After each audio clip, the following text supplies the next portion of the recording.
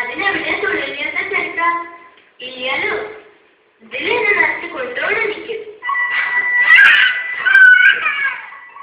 സാധിക്കണമെന്ന് വെച്ചാലോ, എനിക്ക് ഇത് തന്നെ മതി, ഇത് തന്നെ വേണം.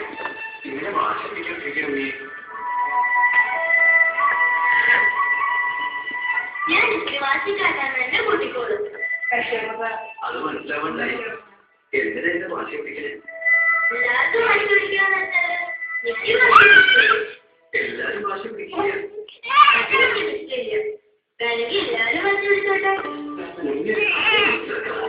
വാശി പിടിക്കില്ല.